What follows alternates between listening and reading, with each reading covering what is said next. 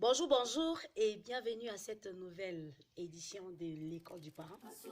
Aujourd'hui, nous allons insister particulièrement sur la soumission de la femme.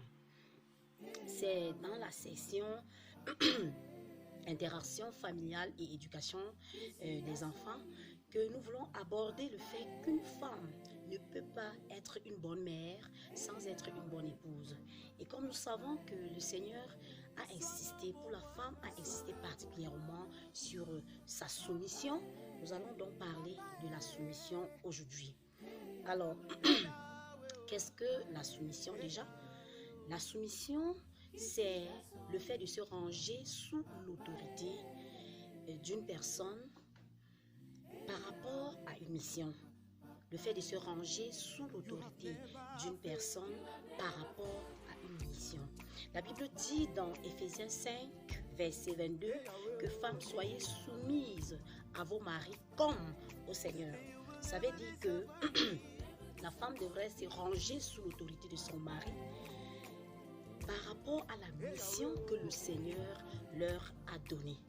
Alors, rapidement, nous allons voir les comportements de la femme qui ne sont pas la soumission, et leur implication dans l'éducation des enfants, avant de voir en quelques éléments qui permettent de savoir véritablement qu'une femme est soumise à son mari.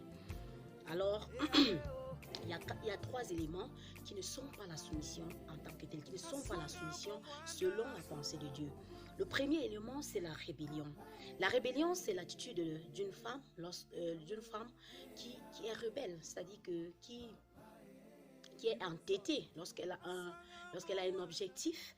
Elle se bat pour accomplir l'objectif, peu importe ce que son mari pense. Peu importe ce que Dieu pense, elle se bat juste pour accomplir cet objectif. Il s'agit là de la rébellion. Et la rébellion d'une femme conduit inéluctablement à la rébellion des enfants. Lorsque vous voyez des enfants qui, dans la société, ont tendance à être rebelles à l'autorité, sachez que c'est possible que ce soit des enfants qui ont été éduqués dans une atmosphère où la mère était rebelle. Une autre attitude, c'est la résignation. Généralement, quand une femme, la deuxième attitude, c'est la résignation. Généralement, quand une femme adopte le comportement de la rébellion, généralement, l'autorité de l'homme fait que, à un moment donné, elle se trouve confrontée à de nombreuses difficultés. Ce qui fait que, à un moment donné, elle peut baisser les bras. C'est ça qui occasionne la résignation. Et quand elle baisse les bras, ça veut dire qu'elle ne fait plus aucun effort. Elle ne fait plus aucun effort dans le sens de se battre par rapport à ce que son mari fait pour l'avancement du foyer. Et dans ce cas, elle se bat à faire ce qu'elle pense bien pour elle et elle ne s'intéresse pas beaucoup à ce que son mari fait. La conséquence dans le cas de la résignation, c'est la formation des camps à la maison. Quand c'est comme ça, chacun choisit, en fait les enfants choisissent, chaque enfant choisit le camp du parent qui l'intéresse. Oui, on va voir que en fait il y aura des enfants qui sont pour le père et d'autres qui sont pour la mère. Oui, en fonction donc du comportement de l'un et de l'autre, l'enfant peut être soumis à l'autorité ou bien rebelle à l'autorité. Le troisième comportement que la femme adopte souvent, c'est la soumission passive. La soumission passive à l'autorité conjugale, c'est-à-dire la soumission passive à son mari. Généralement, nous entendons dans la société, les hommes, ce sont les hommes qui rappellent à la femme qu'elle doit être soumise. Voilà. En réalité, lorsque Dieu parle dans Éphésiens 5, verset 22, à la femme d'être soumise à son mari, c'est à la femme, en fait, c'est à la femme que l'Éternel s'adresse. Ça veut dire que c'est la femme qui doit rendre compte de sa soumission. Donc directement, lorsqu'un homme commence à insister auprès de la femme de ce qu'elle doit être soumise, ça veut dire que c'est un homme qui est autoritaire de manière pathologique. Quand un homme est autoritaire de manière pathologique, il va rappeler la soumission de sa femme, mais surtout il va chercher à soumettre sa femme. Mais je pense que la Bible dit, femmes, soyez soumises à vos maris, et non, hommes, soumettez vos femmes. C'est deux choses complètement différentes. Voilà, même Dieu ne soumet pas les gens. Dieu est tellement humble, il te conseille, il te dit vraiment, voilà, tel choix est bien pour toi, et ainsi de suite. Dieu ne soumet pas les gens. Et il ne voudrait pas qu'on soumette, que ce soit n'importe qui, que la personne soumette les gens. C'est Satan qui cherche à soumettre les gens. C'est Satan qui cherche à soumettre les gens par force. Il oblige les gens à faire des choses qui, contre leur choix, contre leur propre volonté. Dieu ne brise pas, Dieu ne viole pas le libre arbitre de l'homme, que ce soit de l'homme ou bien de la femme. Donc voilà ce qui conduit souvent à la soumission passive. Voilà. Quand la femme est soumise de manière passive, elle fait tout. En fait, elle accepte tout ce que son mari dit. Oui. si vous êtes, en fait, vous devez déjà remarquer que, quelle que soit la personne que vous êtes, vous pouvez faire des erreurs. Que ce soit, vous pouvez faire des erreurs de toutes les façons. Ce qui fait que vouloir penser que si quelqu'un dit, ah, on doit seulement se ranger, c'est déjà une erreur. Et ça veut dire que si quelqu'un accepte, si une femme accepte de faire tout ce que son mari dit, elle risque de se retrouver dans l'erreur.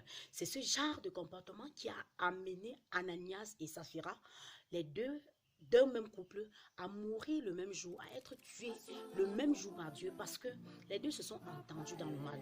Et ce qui est intéressant dans l'histoire, c'est que quand son mari est venu, on a posé la question, il a répondu. Oui, avec le mensonge. Mais quand sa femme est venue, on n'a pas frappé sa femme directement. On lui a posé aussi la question pour savoir si elle pouvait faire autrement. Elle pouvait dire autrement pour échapper au châtiment qu'il y avait. Donc, ça veut dire que la soumission passive, c'est véritablement un problème. C'est un problème dans la société. Et le genre d'enfants que la soumission passive génère dans la société, c'est des enfants qui sont soumis à l'autorité de manière pathologique. On va voir, nous savons que l'être humain a tendance à abuser des autres. Si un enfant travaille dans une structure qui a des lois, qui a des règles, qui a des textes, on sait que l'enfant devrait apprendre à rester dans le cadre des textes, de telle sorte que sa soumission à son chef hiérarchique permet d'accomplir la mission de la structure. Mais nous savons que dans la plupart du temps, il y a des chefs hiérarchiques qui peuvent extrapoler, qui peuvent aller au-delà, qui peuvent dire des choses qui n'entrent pas dans le cadre des textes. Maintenant, un enfant qui a vécu dans un environnement de la soumission passive risque de se soumettre jusqu'à ce que lorsqu'on dit ce qu'il ne doit pas se faire, cet enfant accepte de faire.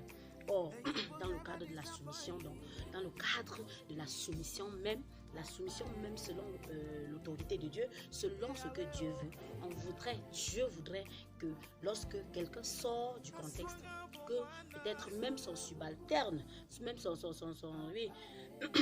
subalterne parvient à lui dire vraiment, chef, ce que vous dites, ce n'est pas bien parce que ça ne peut pas nous permettre d'accomplir notre mission, d'atteindre les objectifs de l'entreprise. Donc voilà un peu, en quelque sorte, les éléments qui permettent, en fait, les comportements de la femme qui l'amène à décaler, qui la pousse à ne pas être dans sa mission en tant que femme. Maintenant, qu'est-ce que la soumission elle-même?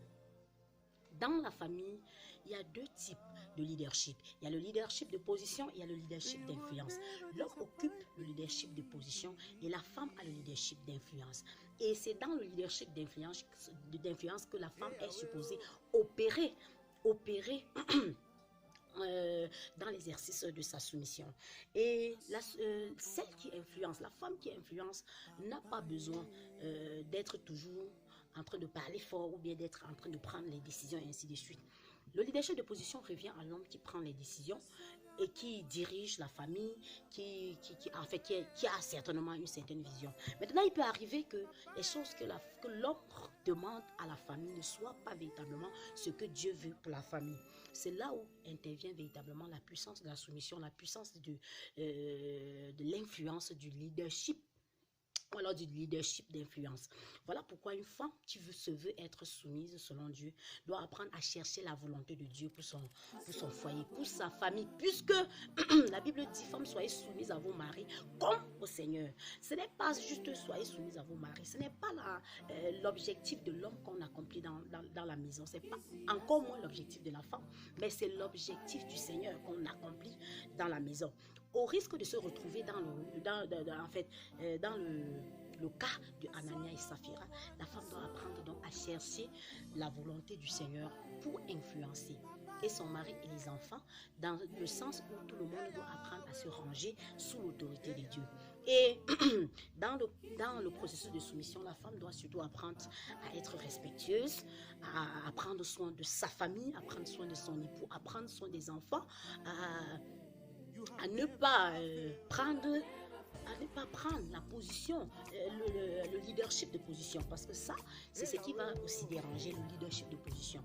Oui, il peut arriver que la position que peut-être le chef de famille prend, que le chef de famille prenne une décision qui ne va vraiment pas en harmonie avec ce que le Seigneur pense.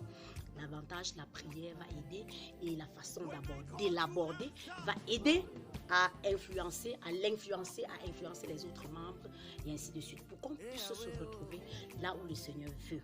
Véritablement, dans ce cadre, lorsque une femme va faire comme ça, à la longue, elle aura des enfants qui apprennent à être soumis à l'autorité, qui ne sont pas rebelles dans la société, mais qui savent aussi, lorsque l'autorité décale, parce qu'ils savent aussi aborder l'autorité une fois que l'autorité a décalé. Donc voilà en quelque sorte quelques éléments qui permettront aux femmes d'envisager la soumission selon la perspective de Dieu.